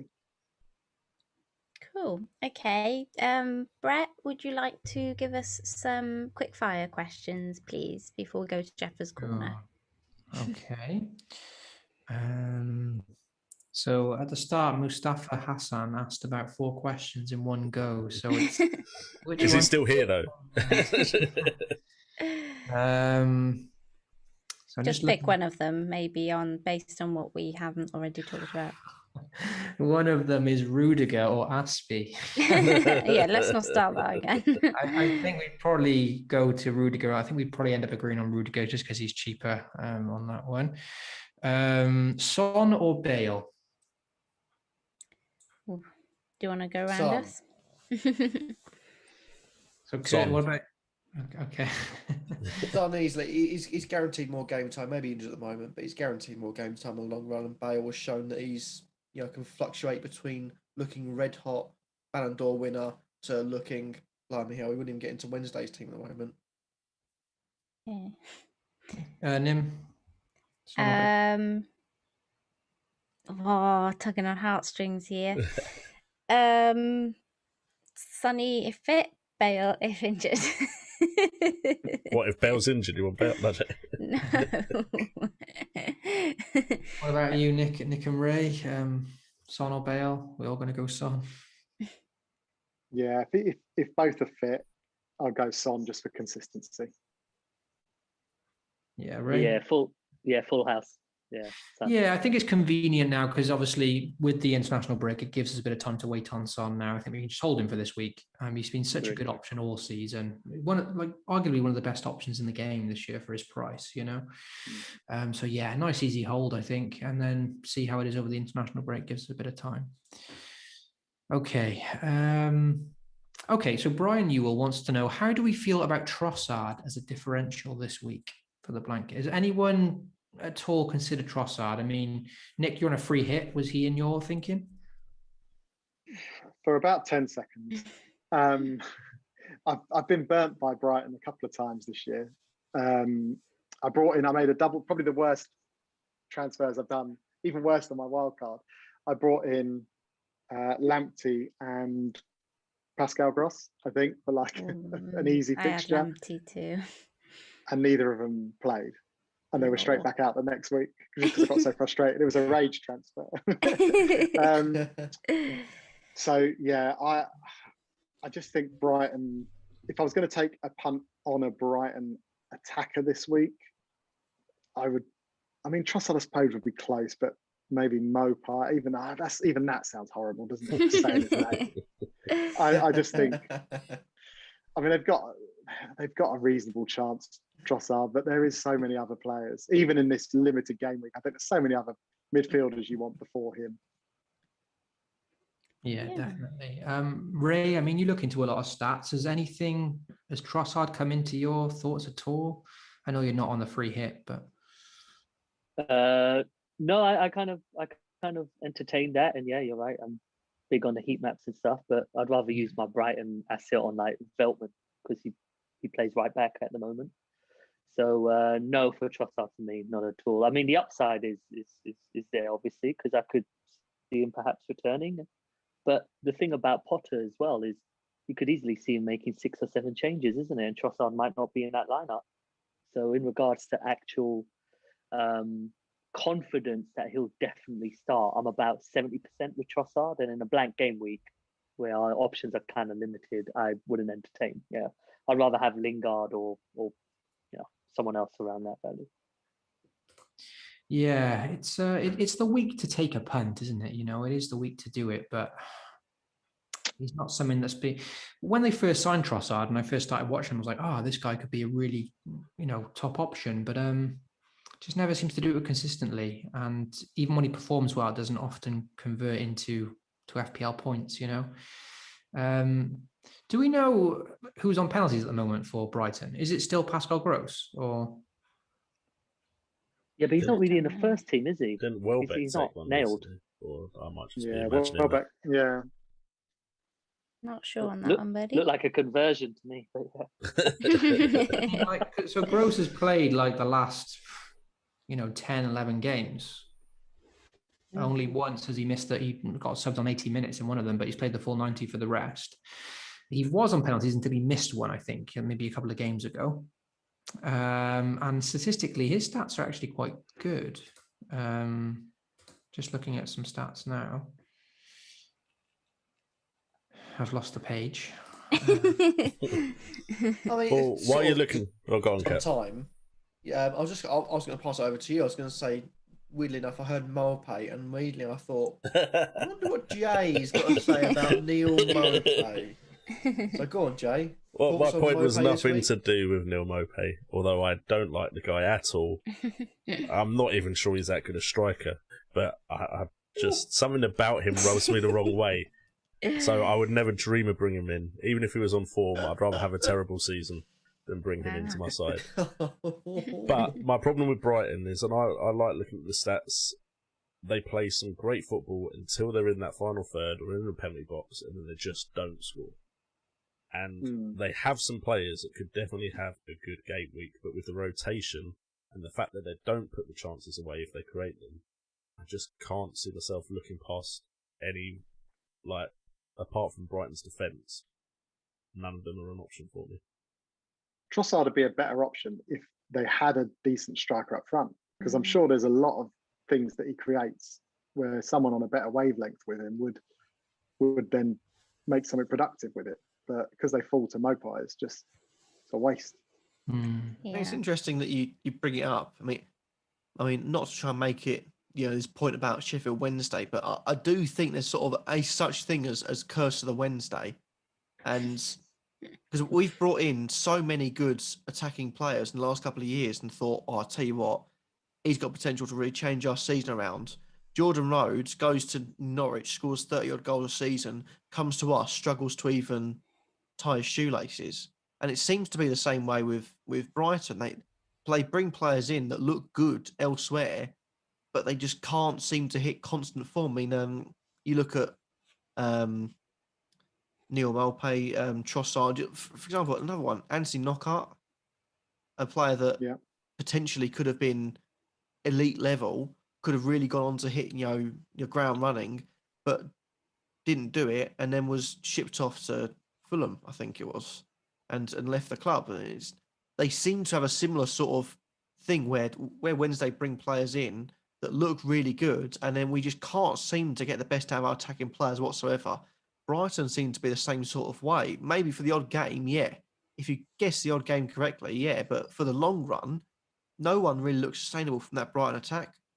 If you get them in the right run of form, yeah. But for the whole season, if you're looking for set and forget get team from game week 1 to 38, you're not even considering Brighton, are you? No. West Ham do the same with their attacking players, like Yarmolenko and Felipe Anderson and Haller. All of these sort of players come and just like, these are big money signings. You've done it else and just doesn't seem to happen. That's enough about that. Let's not jinx Lingard. He's doing well. Let's leave He's that doing alone. well. He's the exception. He's only a loan. I suppose we haven't spent lots of money on him yet. I mean, I'm going to go a bit differently. I don't mind the Trossard shout, if I'm honest, for the blank game week, but I am kind of with you long term, but I do quite like it, for this week. And yeah, I mean, would I put him in over Rafinha or Jesse Lingard? Then probably not. But if I really wanted to spread out my team amongst lots of different teams rather than just focusing on, putting all my players in 1 or 2 matches, then I don't mind him as a shout this week as a possible out there, because he could always just grab a little something. So so just quickly did a bit of research just in that couple of minutes. So creative wise, Gross is way ahead of Trossard over the last 6 game weeks. So 16 chances created to Trossard's 4. But Trossard definitely with more goal threat, and we know players get more points for goals than they do assists, So if you're going for the bigger haul, then Trossard could be the way to go. Obviously scored in the previous game, and it is a home game against Newcastle. And if I'm free hitting, I'm for sure going to double up on the defence, maybe even triple up, to be honest, because there's a good chance of a clean sheet there if I do free hit. Okay. But because the fixture's so nice, I can understand going for one attacker. 7 shots on target for Trossard in the last 6 game weeks, the same as Mo Salah. Not bad. To Gross's 2. Bad, or was that really bad for Salah? A bit of both, It's a bit of both. It's not outstanding that he's got 7 shots on target over the last 6 game weeks, but it's up there. It's up there, So and Gross only has 2. So Gross is much better creativity-wise by the looks of things. He's got 2 assists in the last 6 game weeks as well. But Trossard appears to have more goal threat anyway. Cool. Okay, then. Were there any more absolutely have to ask, Brett? Or should we move on to Jeff's corner? Just didn't want to leave anyone who'd asked a couple of times, that's all. Yeah, well, we'll give one question to Rooftop Rory, because he did ask for you. Hey, Roof. Okay, and this links to someone else's question as well. So he says, hey, Wildcats, what are your thoughts on Reguilon or Dallas as a defender punt this week? When he first asked about Dallas as a punt, I'm assuming he might be talking about captaining him, potentially, when he says defender punt. So he wants to know our thoughts on Reguilon or Dallas, and basically someone else in the chat, which I think might have been Mustafa as well, and also Glenn, want to know about captaining Dallas this week. Wow, okay. So what do we think on Dallas and potentially captaining him, and also Reguilon? Nim, any thoughts? Yeah, I think because I'm just I don't know what the stats are for Reguilon starting. I never really look at Spurs defence. It doesn't even cross my mind to think of them. Dallas, love him as a pick. I don't tend to captain defenders. I don't think I've ever done it. If I'm on, well, actually, that's a lie. I think I did it about 2 seasons ago when Alonso scored his brace. And that was about it, I think. And you'd think I'd be a lot more receptive to doing it after that, but I think that was kind of my dabble. I was happy with that, and I've never really gone back there again. Been there, done that. Yeah, exactly. Yeah, won the t-shirt. It was a great evening, but I'm happy to chalk that up as an experience and move on.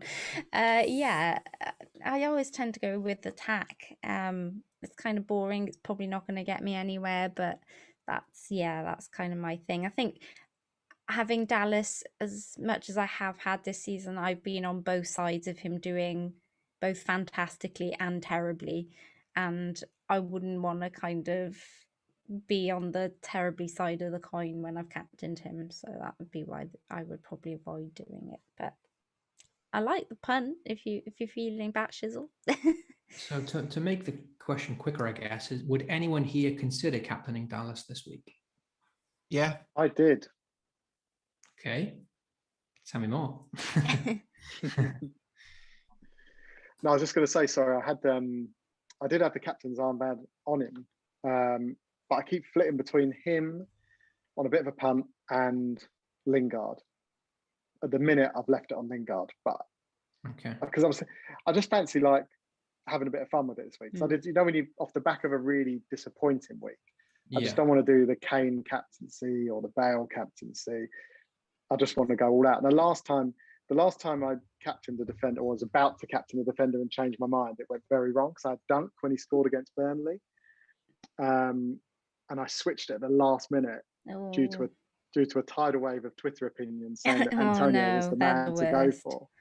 Yeah. So I unfortunately changed it and was swayed off Dunk, and that was an error. But yeah, I'm between Dallas and Lingard now, and I like I say, he's got the goals in him and he's potentially got that clean sheets this week as well. It could really, really be a big differential.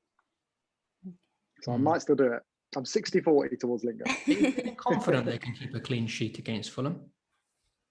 Yeah, I just think Fulham, I mean, I know the reverse fixture was it 3-2 earlier in the season? 4-3. There was a lot of goals in it. I mean, I guess that's your bit of insurance with Dallas, is that if it's a free goal scoring game, you might get a goal out of it. Yeah. You kind of have him for that rather than the solid. I mean, no one's having any other Leeds defenders, right? So he's clearly only in there for that reason. You're not having Stuart Ayling or, Struck or anyone else. So yeah, it would be a tough one. It's a maverick decision. Yeah. Fortune favours the brave and all that. Yeah, I probably never would have considered it until, they kept a clean sheet against Chelsea, in the last game. So they still concede lots of big chances, but Fulham aren't scoring many goals this season. And like you said, he's got a chance to get attacking returns as well. So could be a very rewarding choice. Kurt, do you have something to add before we move on? I mean, I've captained Ederson in a double game week, and I've never wanted to end FPL more than that week. Looking at the 2 clean sheet wipeouts and thinking, honestly, I don't know why I'm so stupid. But the good parts about it, I captained Cresswell before when he got 10 points double game week. I've had vice captain on Aaron Wan-Bissaka a few times. Had vice captain on Cresswell a few times. I mean, not that it's the same as a captaincy, but I've had faith that if my captain hadn't played, my vice captain being a defender would have come in. And I think I didn't vice captain Aaron Wan-Bissaka on his 17, but a couple of clean sheets for Wan-Bissaka, a couple of returns and clean sheets for Cresswell. If you're going to captain a defender, it's got to be a defender like Stuart Dallas, where you think not only can they get a clean sheet, but you're also looking at captaining them because not only for their clean sheet, but the fact that they get forward as much as any other player. And I think the way Leeds play, it was similar to the way when Sheffield United first came up. Their fullbacks, they're always running forwards. And I think Stuart Dallas is a man that, you tell him, by the way, your role you're going to play this week is just to run your absolute tits out. He's going to say, yeah, all right, boss, I'll do that. And you don't have a position, just run. I mean, he seems to have bags of energy. As much as it is maybe a bit cliche to not like your rivals' players, but Stuart Dallas is a player you wouldn't mind having in your own team.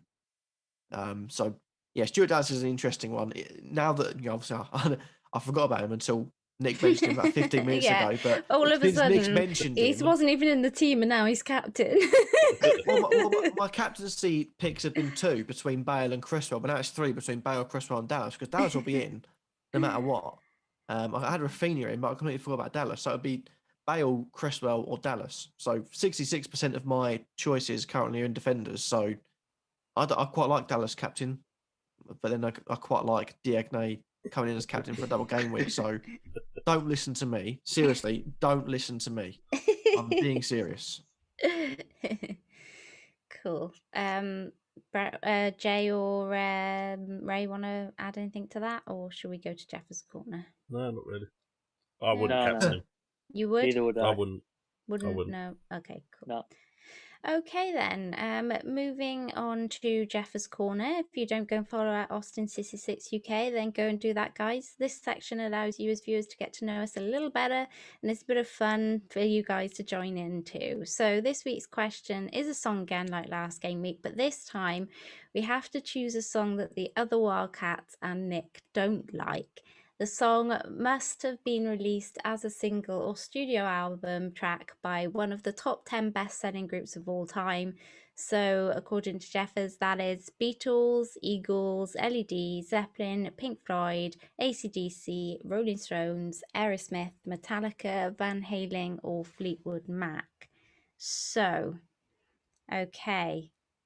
Do we have that as a sort of a text anywhere? Yes, Twitter. Yeah, it's on the DM. Yeah. Okay. So, I will go first if you don't mind. Go on, Jay. Go on. I could see you springing there.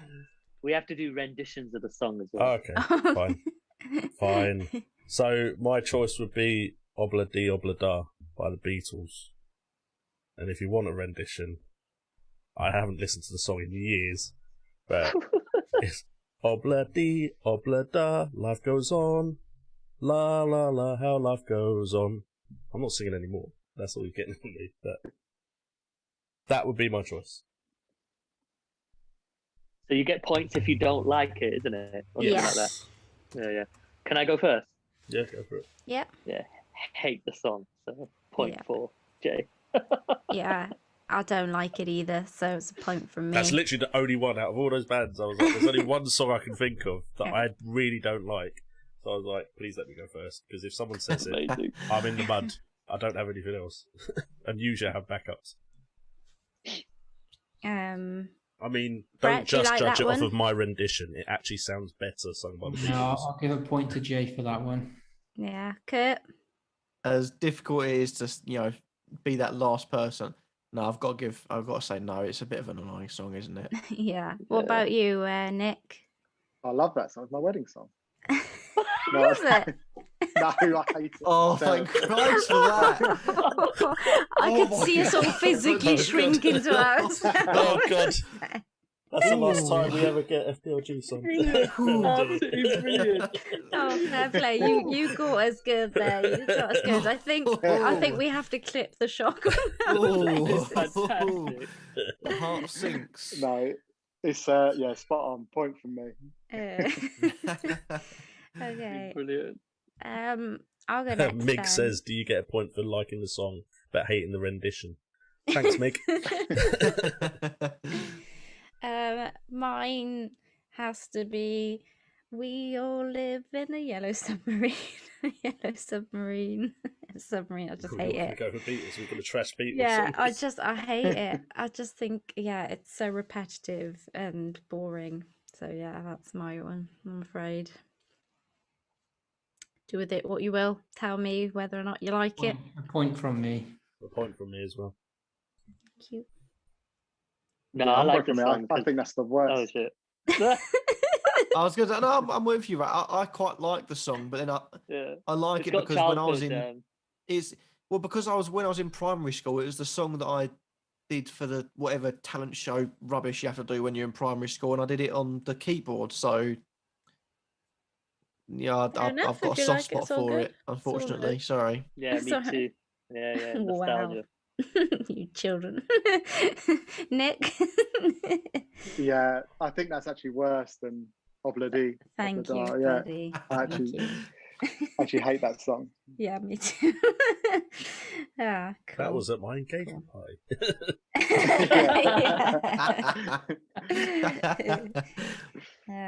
Okay, come on then, Nick, as our guest.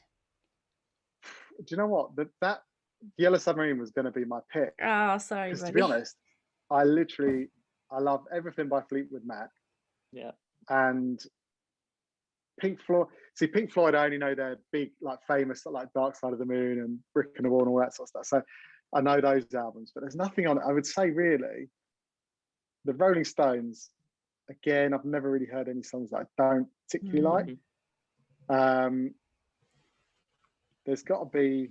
Good. He's got one of these over.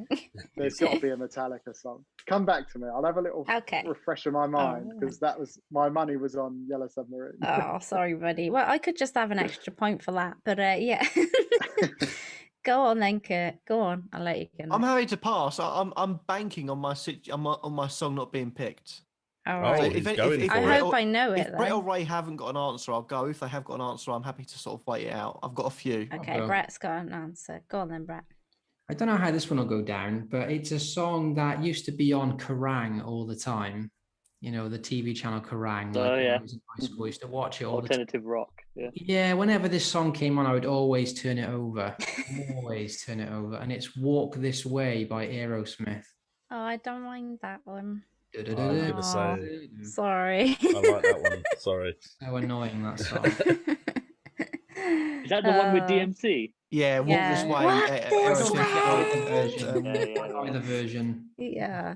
I like the song. Sorry, I like the song. Yeah, me too. When you was I was changing channel, I was thinking this is going to be a terrible one. And then I was like, I like that song. So Kurt likes it. What about you, Nick? Yeah, do you like it? I like that song. Oh, sorry, Brett. Got the wrong clean sweep. You'd have been all right if it was last week, Brett. Winner, chicken. I was going to say last week you'd have won with that. Go on then, Ray. See if you can catch Kurt's song. See, I like the song, but I can see why people wouldn't. It's from Aerosmith. It's Don't Want to Miss a Thing. I don't want to close my eyes. Yeah, I quite like it. Sorry. I like most Aerosmith. I was going to say, your rendition's better than mine. I'm with. I don't like that song. I like that song. You like Walk This Way and then you sing that one. Come on, that's one of the better songs. Oh, we can have a fight. It's like, come on. That's a You've good got it song. the wrong way round. Yeah. No, I like that song. I like that one. I like that it, that song. No point from me. Yeah. What about you, Nick? Don't want to close my eyes. I actually do like that song, I have to say. Oh, shit. Bit of a cheesy ballad.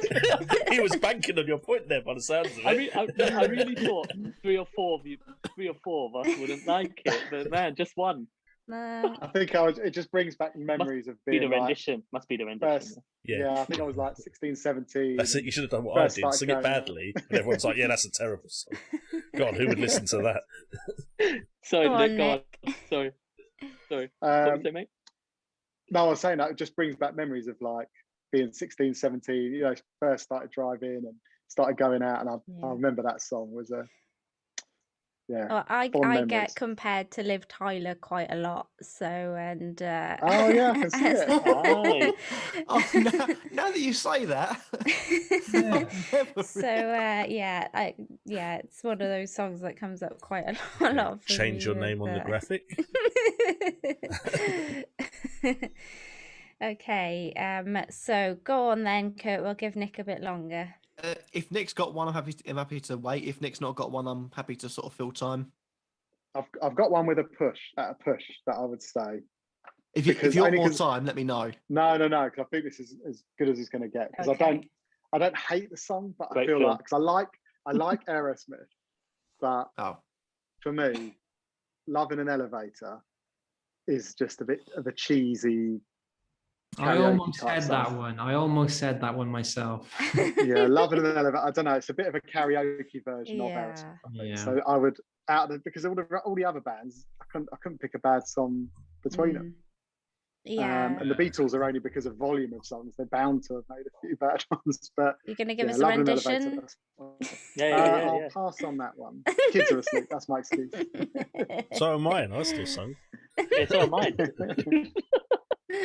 I'm on the fence on that one. It's one of those ones that I don't mind, but I don't love it either. So I don't know what Jeffers is going to do on that one because I'm kind of on the fence with it. Quick fire, yes or no. 3 seconds. Jeff's going to be like, just say yes or no. Yes or no. Don't sit on the fence. Yes or no. Come back to me. Oh, for goodness sake. Okay, I'm going to make this really hard for Jeff then because I don't know the song.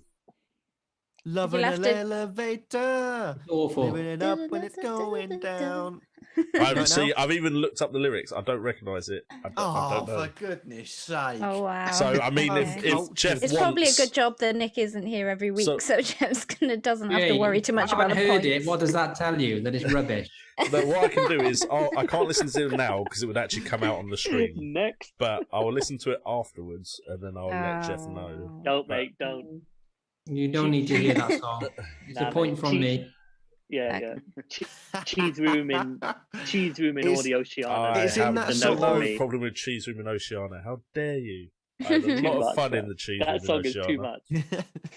It's in that sort of category where if you're in a cheesy mood, you like it. Yeah. If you're not in that cheesy mood, you think. If you've had a lot of cocktails and you're in the right club, you'll dance to it. Otherwise, quite well, but it's a no from me. I was never in a cheesy mood, but a lot of girls like cheese music, so you do what you have to do. Oh Christ! Yikes, Jay. I'll go with no for the guess. There you go, Nick. You can have a clean sweep. Can't. I might like it. Well, yeah, Jay still has to listen. So, okay, cool. Go on then, Kurt. You've been.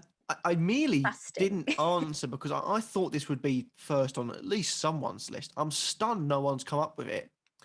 But then clearly I must be getting the song completely wrong. Again, if I'm in a cheesy mood, I love it. If I'm not in a cheesy mood, I can't stand it. But I'm hoping everyone knows it. Jump by Van Halen. I don't know it. I'm gonna have. That has got to be one of the most overplayed cheesy rock songs ever. Whenever you hear it and you hear the opening keyboard synthesizer, you think, "Oh, for Christ's sake!" I'm due three. Yeah. I mean, just that bit alone. I can't. If I'm in a cheesy mood, the minute I'm not in that cheesy mood, I switch off and thinking, "No, I'm gonna be sick." Turn it off. I like it. I like it too. I'm sorry. I like you. I like it as well. As soon as you went 80s too, I was like, yes. Unbelievable. I can't believe it. You could see my face. I was like, how do I break it to him nicely? I can't believe that's an absolute... He was sitting there going, how's no one said this song? It's Honestly, terrible. I was sitting and then there he says it, we're like, for a clean sweep, I'm going to take full points, I'm going to laugh in Brett's face, laugh at all of you, and you've all said, no, well, actually, fair enough, mate, I quite like it. That's not the answer. Mate, it is a clean sweep of yeses. We all like it, mate. I was going to say, the chat absolutely love it as well. Well, the chat, they like cheesy music. They shouldn't be listened to. They ask us for opinions. What about you, Nick? Do you like it? Do you know what? No. Oh, there you go. You got one, Kurt. You got one. That's why FPL Juice are my favourite group of FPL streamers. There we go. We can clip that one for you. Oh, at least I got one. That was quite a good one. That one got us going, didn't it? So I think Jeffers is going to have fun scoring that one this week. Thank you very much, Jeffers, again for that question. And yeah, thank you so much, Nick, for joining us. And thank you for having me, guys. Yeah, it's been a pleasure. Thank you to our sponsors also, and that is Fantasy Football Scout. And I'll pass you over to Jay to wrap up the stream. Okay, so yeah, Nick, thank you for joining us. If you do want to go and check out FPL Juice, links are in the description down below, so do go and check them out. Great podcast kind of theme where they're actually live in a studio, and they also have a beer coming out as well. So look forward to tasting one of those. So thank you so much, Nick, for coming on. Pleasure. Thanks, guys. And of course, do what you usually do. Hit that like button, subscribe, and hit that notification bell. And make sure to check us out on Twitter and also on Instagram. It's FPL WildCats, easy enough to find out when we're going live next week. We'll catch you guys next time.